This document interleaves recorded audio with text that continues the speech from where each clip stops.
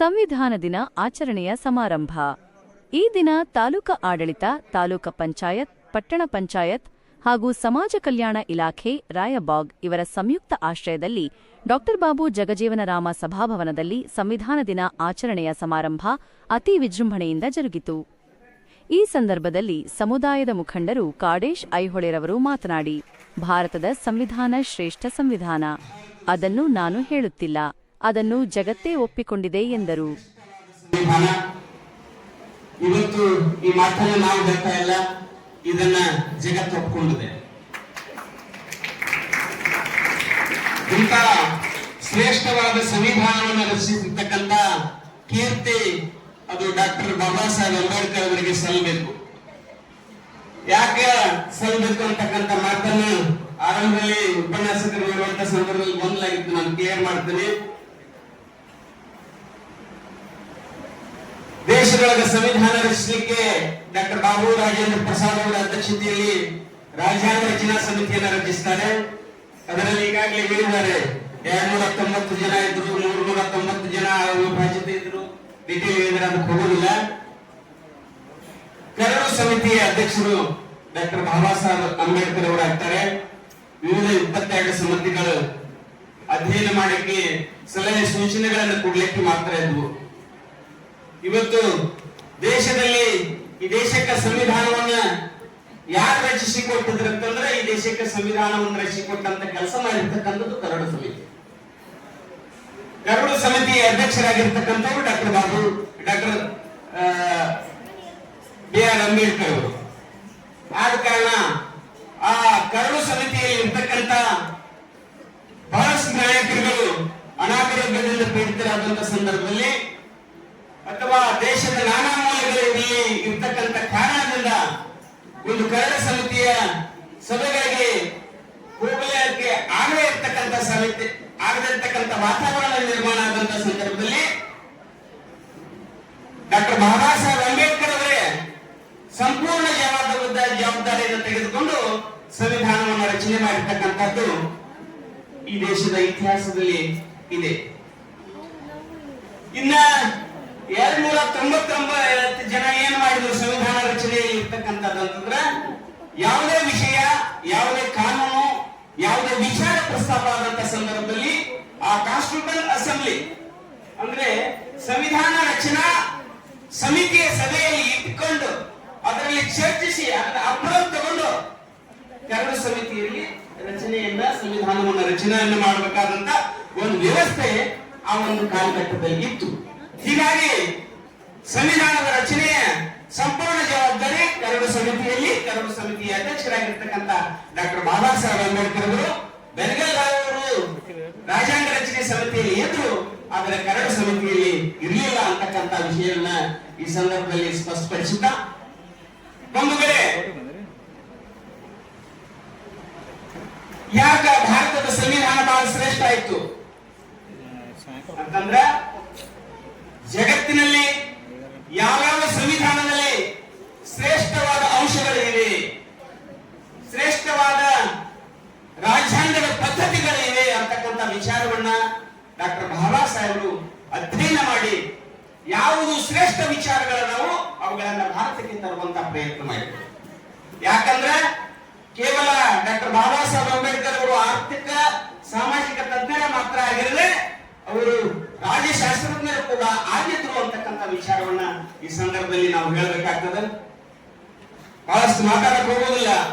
ಜಗತ್ತಿನಲ್ಲಿ ಪ್ರಜಾಪ್ರಭುತ್ವ ವ್ಯವಸ್ಥೆಯಲ್ಲಿ ಪಾರ್ಲಿಮೆಂಟರಿ ಫಾರ್ಮ್ ಆಫ್ ಗವರ್ಮೆಂಟ್ ಬಹಳ ಶ್ರೇಷ್ಠ ಅಂತಕ್ಕಂಥ ವಿಚಾರ ಇರೋದ್ರಿಂದ ಬ್ರಿಟಿಷ್ ಪಾರ್ಲಿಮೆಂಟ್ ನಿಂದ, ಇಂಗ್ಲೆಂಡ್ ನಿಂದ ಪಾರ್ಲಿಮೆಂಟರಿ ಫಾರ್ಮ್ ಆಫ್ ಗವರ್ಮೆಂಟ್ ಅನ್ನ ಡಾಕ್ಟರ್ ಬಾಬಾ ಸಾಹೇಬ್ ಭಾರತಕ್ಕೆ ತಂದು ಅಳವಡಿಸ್ತಾರೆ.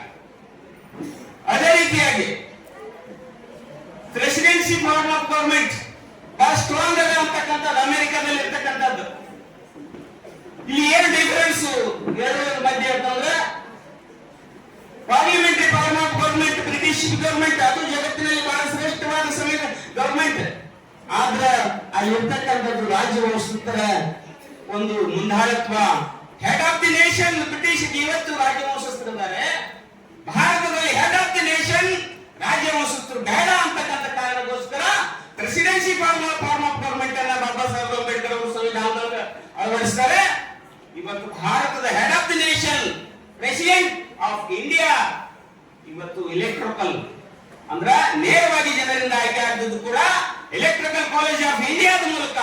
ಅಂದ್ರೆ ನಾವು ಆಯ್ಕೆ ಮಾಡಿಕೊಟ್ಟಿರ್ತಕ್ಕಂಥ ಜನಪ್ರತಿನಿಧಿಗಳು ಅವರಿಗೆ ಮತದಾನವನ್ನು ಹಾಕುವ ಮೂಲಕ ಈ ಹೆಡ್ ಆಫ್ ದಿ ನೇಷನ್, ಈ ದೇಶದ ಮುಖ್ಯಸ್ಥರನ್ನ ಆಯ್ಕೆ ಮಾಡಿಕೊಡುವಂತ ವ್ಯವಸ್ಥೆಯನ್ನು ಈ ದೇಶಕ್ಕೆ ಅಳವಡಿಸಿದ್ರು.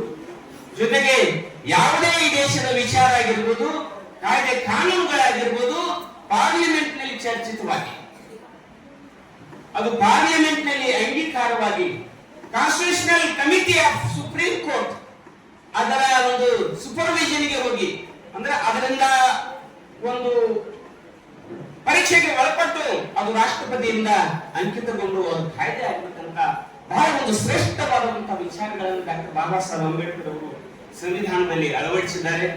ಇವತ್ತು ಡೈರೆಕ್ಟಿವ್ ಪ್ರಿನ್ಸಿಪಲ್ಸ್, ನಿರ್ದೇಶಕ ತತ್ವಗಳು, ಮೂಲಭೂತ ಹಕ್ಕುಗಳು, ಕರ್ತವ್ಯಗಳು, ಇವತ್ತು ನಾವೆಲ್ಲರೂ ಇಷ್ಟೊಂದು ಸ್ವತಂತ್ರವಾಗಿ ಈ ದೇಶದಲ್ಲಿ ಬದುಕ್ತಾ ಇದ್ದೇವೆ ಅಂತಂದ್ರೆ ನಮಗೆ ಮೂಲಭೂತ ಹಕ್ಕುಗಳನ್ನು ಕೊಟ್ಟಿದ್ದಾರೆ, ಸಮಾನತೆ ಹಕ್ಕು ಕೊಟ್ಟಿದ್ದಾರೆ, ಸ್ವಾತಂತ್ರ್ಯದ ಹಕ್ಕು ಕೊಟ್ಟಿದ್ದಾರೆ, ಮಾತನಾಡುವ ಹಕ್ಕು ಕೊಟ್ಟಿದ್ದಾರೆ, ವಾಕ್ ಸ್ವಾತಂತ್ರ್ಯ ಕೊಟ್ಟಿದ್ದಾರೆ. ಎಲ್ಲಾ ಸ್ವಾತಂತ್ರ್ಯಗಳನ್ನ ಕೊಡೋದ್ರಿಂದ ಈ ದೇಶದಲ್ಲಿ ನಾವೆಲ್ಲ ಫ್ರೀಯಾಗಿ ಬದುಕಲಿಕ್ಕೆ ಸಾಧ್ಯ ಆಗಿದೆ. ಜೊತೆಗೆ ಮೂಲಭೂತ ಕರ್ತವ್ಯಗಳನ್ನು ಕೊಟ್ಟಿದ್ದಾರೆ. ಬಹಳಷ್ಟು ಒಳ್ಳೆಯ ವಿಚಾರಗಳನ್ನ ಕಾರ್ಯಾಂಗ, ನ್ಯಾಯಾಂಗ, ಶಾಸಕಾಂಗ ಯಾವ ರೀತಿಯಾಗಿ ಈ ದೇಶದಲ್ಲಿ ನಡೆಯಬೇಕು, ನ್ಯಾಯಾಂಗ ವ್ಯವಸ್ಥೆ ಸುಪ್ರೀಂ ಕೋರ್ಟ್ ನಿಂದ ಕೆಳ ಹಂತದ ಕೋರ್ಟ್ ವರೆಗೆ ಯಾವ ರೀತಿಯಾಗಿ ನಡೀಬೇಕು, ಕಾರ್ಯಾಂಗ ವ್ಯವಸ್ಥೆ ಪ್ರೈಮ್ ಮಿನಿಸ್ಟರ್ ಆಫ್ ಇಂಡಿಯಾ ಹಿಡ್ಕೊಂಡು ಇವತ್ತು ಒಂದು ಚೀಫ್ ಮಿನಿಸ್ಟರ್ ಆಫ್ ಕರ್ನಾಟಕ ಆಗಿರ್ಬೋದು, ಅಥವಾ ಒಂದು ಗ್ರಾಮ ಪಂಚಾಯತಿ ಅಧ್ಯಕ್ಷ ಆಗಿರ್ಬೋದು, ಗ್ರಾಮ ಪಂಚಾಯತಿ ವ್ಯವಸ್ಥೆ, ತಾಲೂಕ್ ಪಂಚಾಯತಿ ವ್ಯವಸ್ಥೆ, ಜಿಲ್ಲಾ ಪಂಚಾಯತಿ ವ್ಯವಸ್ಥೆ, ಆಮೇಲೆ ಅಸೆಂಬ್ಲಿ ವ್ಯವಸ್ಥೆ, ಪಾರ್ಲಿಮೆಂಟ್ ವ್ಯವಸ್ಥೆ, ಎಲ್ಲಾ ವ್ಯವಸ್ಥೆಗಳ ರಚನಾ ರಂಗವನ್ನ, ರಚನೆಯ ಆಯಾಮಗಳನ್ನು ಸಂವಿಧಾನದಲ್ಲಿ ಅಳವಡಿಸಿಕೊಂಡಿದೆ. ಅದಕ್ಕಾಗಿ ಭಾರತದ ಸಂವಿಧಾನ ಅಥವಾ ಭಾರತದ ಒಂದು ಆಡಳಿತ, ಭಾರತದ ಒಂದು ರಾಜಕಾರಣ ವ್ಯವಸ್ಥಿತವಾಗಿ ನಡ್ಕೊಂಡು ಹೋಗಿದೆ. ಬಹಳಷ್ಟು ಜನ ಹೇಳ್ಕೊಂಡಿರ್ಬೋದು, ನಾವು ಬಹಳ ಶ್ರೇಷ್ಠ ನಾಯಕರಿದ್ದೀವಿ, ಬಹಳ ಒಳ್ಳೆಯ ರೀತಿಯಿಂದ ಈ ದೇಶವನ್ನ ಆಳ್ತೀವಿ, ಈ ರಾಜ್ಯವನ್ನ ಆಳ್ತೀವಿ ಅಂತಂದ್ರೆ ನಾನು ಅದನ್ನು ಒಪ್ಪೋದಿಲ್ಲ. ಯಾಕೆ ಒಪ್ಪೋದಿಲ್ಲ ಅಂತಂದ್ರೆ ಇವತ್ತು ಯಾರೇ ಒಂದು ಶ್ರೇಷ್ಠ ನಾಯಕರಾಗಿರ್ಬೋದು, ಅವರು ಶ್ರೇಷ್ಠ ಒಪ್ಕೊಳ್ತೀವಿ. ಆದ್ರೆ ಭಾರತದ ಸಂವಿಧಾನದಲ್ಲಿ ಇರ್ತಕ್ಕಂಥ ಅಂಶಗಳು ಒಬ್ಬ ಶ್ರೀ ಸಾಮಾನ್ಯ ಸ್ಥಾನದಲ್ಲಿ ಕುಳಿತುಕೊಂಡ್ರು ಕೂಡ ಒಳ್ಳೆಯ ಆಡಳಿತ ವ್ಯವಸ್ಥೆಯನ್ನ, ಆಡಳಿತವನ್ನು ನಡೆಸತಕ್ಕಂಥ ಮಾರ್ಗದರ್ಶನವನ್ನ ಈ ಸಂವಿಧಾನ ನೀಡ್ತದೆ. ಅಂತ ವ್ಯವಸ್ಥೆಯನ್ನ ಈ ಸಂವಿಧಾನ ಕೊಡ್ತದೆ. ಅದಕ್ಕಾಗಿ ಭಾರತದ ಇವತ್ತು ಆಡಳಿತ ಆಗಿರ್ಬೋದು, ಭಾರತ ವ್ಯವಸ್ಥೆ ಇವತ್ತು ಶ್ರೇಷ್ಠ ಆಗಿರ್ಬೋದು. ಬಹಳಷ್ಟು ರಾಜಕಾರಣಿಗಳ ನಾನದನ್ನು ಮಾಡಿ, ನಾನಿದನ್ನು ಮಾಡದೆ, ನಾನೇ ಭಾರತ ಶ್ರೇಷ್ಠ ಮಾಡ್ತೇನೆ ಅಂತ ಯಾರು ಹೇಳ್ಕೊಂಡ್ರ ತಪ್ಪು ಕಲ್ಪನೆ. ಭಾರತವನ್ನು ಶ್ರೇಷ್ಠ ಯಾವುದು ಮಾಡ್ತಾ ಇದೆ ಈ ಜಗತ್ತಿನಲ್ಲಿ ಅಂತಂದ್ರೆ, ಭಾರತವನ್ನ ಶ್ರೇಷ್ಠ ಮಾಡ್ತಾ ಇರೋದು ಡಾಕ್ಟರ್ ಬಾಬಾ ಸಾಹೇಬ್ ಅಂಬೇಡ್ಕರ್ ಅವರು ರಚಿಸಿರ್ತಕ್ಕಂಥ ಸಂವಿಧಾನದಲ್ಲಿ ಏನು ಭಾರತ ನಡೀತಾ ಇದೆ, ಇದರಿಂದ ಭಾರತ ಇವತ್ತು ಜಗತ್ತಿನಲ್ಲಿ ಶ್ರೇಷ್ಠ ಆಗ್ತದೆ ಅಂತಕ್ಕಂಥ ಮಾತನ್ನ ನಾವು ಭಾರತೀಯರು ಹೆಮ್ಮೆಯಿಂದ, ಅಭಿಮಾನದಿಂದ ಹೇಳ್ಬೇಕಂತ ಮಾತನ್ನ ಈ ಸಂದರ್ಭದಲ್ಲಿ ಹೇಳ್ತಾ, ಬಂಧುಗಳೇ, ಅಂತ ಶ್ರೇಷ್ಠವಾದ ಸಂವಿಧಾನವನ್ನ ಈ ನಾಡಿಗೆ ಕೊಟ್ಟಂತ ಡಾಕ್ಟರ್ ಬಾಬಾ ಸಾಹೇಬ್ ಅಂಬೇಡ್ಕರ್ ಅವರನ್ನ ನಾವು ಈ ದೇಶದ ಆತ್ಮ, ಈ ಸಂವಿಧಾನ ಈ ದೇಶದ ಆತ್ಮ ಅಂತಕ್ಕಂಥ ಭಾವನೆಯನ್ನ ನಾವೆಲ್ಲರೂ ನುಡಿಸಿಕೊಳ್ಬೇಕು. ಸಂವಿಧಾನ ಈ ದೇಶದ ಜನರ ಒಂದು ಕಟ್ಟ ಕಡೆಯ ನಾಗರಿಕನ ವ್ಯವಸ್ಥೆ, ಪ್ರೆಸಿಡೆಂಟ್ ಆಫ್ ಇಂಡಿಯಾ ಹಿಡ್ಕೊಂಡು ಒಬ್ಬ ಕಟ್ಟ ಕಡೆಯ ನಾಗರಿಕ, ಸಾಮಾನ್ಯ ನಾಗರಿಕರವರೆಗೆ ಸುಖಿಯಾದ ಬದುಕನ್ನು ಕಟ್ಟಿಕೊಡುವಂತ ಕೆಲಸವನ್ನ ಸಂವಿಧಾನ ಮಾಡಿದ. ಸರ್ವಧರ್ಮೀಯರು, ಹಿಂದೂ ಆಗಿರ್ಬೋದು, ಮುಸ್ಲಿಂ ಆಗಿರ್ಬೋದು, ಕ್ರೈಸ್ತ ಆಗಿರ್ಬೋದು, ಪ್ರಾರ್ಥನೆ ಆಗಿರ್ಬೋದು, ಭಾರತದಲ್ಲಿರ್ತಕ್ಕಂಥ ಎಲ್ಲ ಧರ್ಮೀಯರು ಒಂದಾಗಿ ಬದುಕಿರ್ತಕ್ಕಂಥ ಎಲ್ಲ ಧರ್ಮೀಯರಿಗೆ ಸಮಾನ ಅವಕಾಶಗಳನ್ನು ಕೊಡ್ತಕ್ಕಂಥ ಕೆಲಸ ಸಂವಿಧಾನ ಮಾಡಿದ.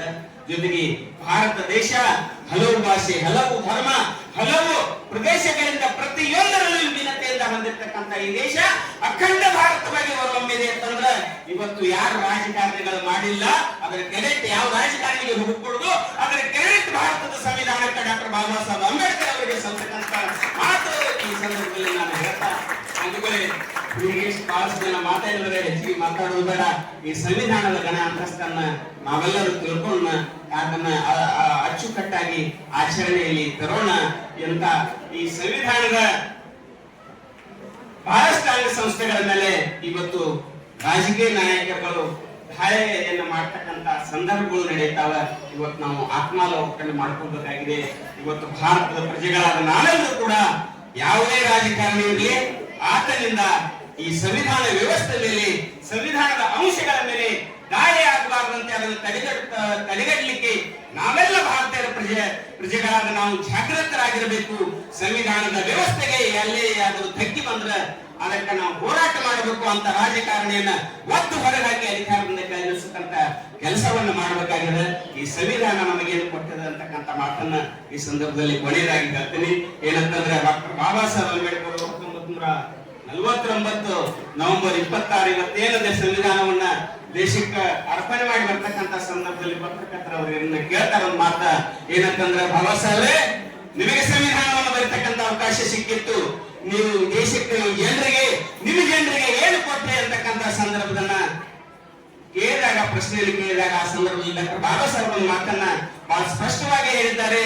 ಏನಂತಂದ್ರ, ಇನ್ನು ಮುಂದೆ ಈ ದೇಶದ ರಾಜ್ಯ ಮನೆತನದಲ್ಲಿ ಅರಮನೆಯಲ್ಲಿ ಹುಟ್ಟುವುದಿಲ್ಲ, ಈ ದೇಶದ ರಾಜ್ಯ ಹುಲ್ಲು ಗುಡಿಸಲಲ್ಲಿ ಹುಟ್ಟುತ್ತಾನೆ ಅಂತಕ್ಕಂಥ ಮಾತನ್ನ ಹೇಳಿದ್ದಾರೆ. ಇದರ ಸಾರ್ಥಕತೆ ಆಗ್ಬೇಕಂತಂದ್ರೆ ನಾವೆಲ್ಲರೂ ವಿಚಾರ ಮಾಡಿ ಓಟ್ ಹಾಕಬೇಕು. ಬಂಧುಗಳೇ, ನಾವು ಈ ದೇಶಕ್ಕೆ ಏನನ್ನು ಕೊಡಬೇಕಾಗಿದೆ, ಈ ಸಂವಿಧಾನಕ್ಕೆ ಏನನ್ನು ಕೊಡಬೇಕಾಗಿದೆ ಅಂತಂದ್ರೆ ನಾವೆಲ್ಲರೂ ನಿಜವಾಗಿಯೂ ಜಾಗೃತರಾಗಿ ಮತದಾನ ಮಾಡಬೇಕಾಗಿದೆ. ನಮ್ಮ ವೋಟ್ಗಳನ್ನು ನಾವು ಯಾರು ಮಾಡ್ಕೊಳ್ಬಾರ್ದು, ಅವಾಗಲೇ ಸಂವಿಧಾನ ಸಾರ್ಥಕ ಆಗ್ತದೆ. ನಾವು ಯಾವುದಕ್ಕೂ ಆಸೆ ಆಮಿಷಗಳಿಗೆ ಬಲಿಯಾಗಿ ನಮ್ಮ ಮತದಾನವನ್ನ ಮಾಡಿಕೊಳ್ಬಾರ್ದು. ಒಳ್ಳೆಯವರಿಗೆ ಇದ್ದವರಿಗೆ ಅಧಿಕಾರ ಕೊಡುವಂತ, ಒಳ್ಳೆಯವರನ್ನ ಈ ದೇಶ ಆಳ್ಲಿಕ್ಕೆ ಹತ್ತತಕ್ಕಂತ ಕೆಲಸ ಮಾಡತಕ್ಕಂತ ಅಧಿಕಾರವನ್ನ ಭಾರತದ ಸಂವಿಧಾನ ಡಾಕ್ಟರ್ ಬಾಬಾ ಸಾಹೇಬ್ ಅಂಬೇಡ್ಕರ್ ಯಾವುದೇ ಮಾನದಂಡವನ್ನು ಇಟ್ಕೊಳ್ಳದೆ ಈ ದೇಶದ ಮತದಾನಕ್ಕೆ, ಈ ದೇಶದ ಪ್ರಜೆಗೆ ಯಾವುದೇ ಮಾನದಂಡವನ್ನು ಇಟ್ಕೊಳ್ಳಿ 21 ವರ್ಷ ತಿದ್ದುಪಡಿ ಮಾಡಿ 18 ತಂದಿದ್ದಾರೆ. ಭಾರತದ 18 ವರ್ಷ ತುಂಬಿದ ಪ್ರತಿಯೊಬ್ಬರಿಗೆ ಮತದಾನದ ಹಕ್ಕನ್ನು ಕೊಡುವ ಮೂಲಕ, ಆ ಮತದಾನದ ಮೂಲಕ ನಿಜವಾಗಿ ಈ ದೇಶವನ್ನು ಆಳ್ತಕ್ಕಂಥವರು ನಾವು. ಈ ದೇಶದ ನಿಜವಾದ ಪ್ರಭುಗಳು ಯಾರು ಅಂತಂದ್ರ ನಮ್ಮನ್ನು ಆಳ್ತಕ್ಕಂತ ಪ್ರಧಾನಿ ಆಗ್ಲಿ, ಪ್ರೆಸಿಡೆಂಟ್ ಆಗ್ಲಿ ಅಲ್ಲ, ಈ ದೇಶವನ್ನು ನಿಜವಾಗಿ ಆಳ್ತಕ್ಕಂಥದ್ದು ಮತದಾರರು. ಇದರ ಮಹತ್ವವನ್ನು ಅರ್ಥಕೊಂಡು, ಮತದ ಮಹತ್ವವನ್ನು ಅರ್ಥಕೊಂಡು ಒಳ್ಳೆಯವರಿಗೆ ಮತವನ್ನ ಹಾಕಿ ಇವತ್ತು ದೇಶದ ಏನು ಕೆಟ್ಟ ಘಟನೆ ಅಂತವರಿಗೆ ಅವಕಾಶ ಆಗಲಾರ್ದಂಗ ಒಳ್ಳೆ ಸರ್ಕಾರಗಳು, ಒಳ್ಳೆ ರಾಜಕಾರಣಿಗಳು ಅಧಿಕಾರಕ್ಕೆ ಬರುವಂತ ಕೆಲಸ ಮಾಡುವಂತಕ್ಕಂಥ ಅಧಿಕಾರವನ್ನು ಸಂವಿಧಾನ ನಮಗೆ ಕೊಟ್ಟದ ಅಂತ ಮಹಾಮಹಿಮ ಡಾಕ್ಟರ್ ಬಾಬಾ ಸಾಹೇಬ್ ಅಂಬೇಡ್ಕರ್ ಅವರಿಗೆ ಮತ್ತೊಮ್ಮೆ ನೆನೆಸಿ ತಾವೆಲ್ಲರೂ ಮತ್ತು ವಿದ್ಯಾರ್ಥಿಗಳು ಹಿಡ್ಕೊಂಡು ತಾವೆಲ್ಲರೂ ಇವತ್ತು ಈ ಭಾರತದ ಸರ್ವೇ ಜನ ಸುಖಿನೋ ಭವಂತಿ ಅಂತಕ್ಕಂಥ ಸಿದ್ಧಾಂತದೊಳಗೆ ನಡೀತಾ ಇದೆ ಅಂತಂದ್ರೆ ಆ ಎಲ್ಲ ಅಂಶಗಳು ಸಂವಿಧಾನದ ಅಡಕವಾಗಿ ಕೊಟ್ಟವು. ಅವೆಲ್ಲವೂ ದಿನನಿತ್ಯ ಜೀವನದಲ್ಲಿ ನಮ್ಗೆ ಉಪಯೋಗ ಆಗ್ಯವ. ಅಂತ ಸಂವಿಧಾನದ ಶ್ರೇಷ್ಠತೆಯನ್ನ ತಾವೆಲ್ಲ ಮುದ್ದು ಮಕ್ಕಳಾದಾಗಿ ಎಲ್ಲರೂ ತಿಳ್ಕೊಂಡು ಭಾರತದ ಸಂವಿಧಾನದ ಕರ್ತರು, ಸಂವಿಧಾನಕ್ಕೆ ಯಾವತ್ತು ನಮ್ಮ ಒಂದು ಗೌರವ ಆದರ್ಶಗಳನ್ನ ನಾವು ಇಟ್ಕೊಳ್ಬೇಕು. ಈ ಭಾರತದ ಧರ್ಮ ಗ್ರಂಥ ಯಾವ್ದಂದ್ರ ತಾವು ಎಲ್ಲರೂ ತಿಳ್ಕೋಬೇಕು. ಇವತ್ತು ನಾವು ಆ ಧರ್ಮ, ಈ ಧರ್ಮ, ಆ ಗ್ರಂಥ, ಈ ಗ್ರಂಥ ಇವೆಲ್ಲ ಬೇಡ. ಈ ಬಡದಾಡ ಗ್ರಂಥಗಳಿಂದ ದೂರ ಇದ್ದುಕೊಂಡು ಭಾರತದ ನಿಜವಾದ ಧರ್ಮ ಗ್ರಂಥ, ಭಾರತದ ನಿಜವಾದ ಆತ್ಮ, ಭಾರತದ ನಿಜವಾದ ಜೀವ ಯಾವುದಂದ್ರ ಭಾರತದ. ಈ ಸಂದರ್ಭದಲ್ಲಿ ತಾಲೂಕಾ ದಂಡಾಧಿಕಾರಿಗಳಾದ ಮಹಾದೇವ ಸನಮೂರಿ, ತಾಲೂಕಾ ಸಮಾಜ ಕಲ್ಯಾಣ ಇಲಾಖೆ ವಿಠ್ಠಲ ಚಂದರಗಿ, ಟಿಎಚ್ಒ ಎಸ್.ಎಂ. ಪಾಟೀಲ್, ಸಹಾಯಕ ಕೃಷಿ ನಿರ್ದೇಶಕರು ವಿನೋದ್ ಮಾವರಕರ, ಪರಶುರಾಮ್ ಗೂಡೋಡಗಿ, ಗಣೇಶ್ ಕಾಂಬಳೆ, ಶ್ರವಣ ಕಾಂಬಳೆ, ಮಹಾವೀರ ಸಾನೆ, ಕಾಡೇಶ್ ಐಹೊಳೆ, ದಿಲೀಪ್ ಪಾಯನ್ನವರ್, ಜಿರಿಗ್ಯಾಳೆ, ಗಣ್ಯಮಾನ್ಯರು ಹಾಗೂ ಮುದ್ದು ವಿದ್ಯಾರ್ಥಿಗಳು ಉಪಸ್ಥಿತರಿದ್ದರು. ವರದಿ ರಮೇಶ್ ಕಾಂಬಳೆ, ನ್ಯೂಸ್ 9 ಕನ್ನಡ, ರಾಯಭಾಗ.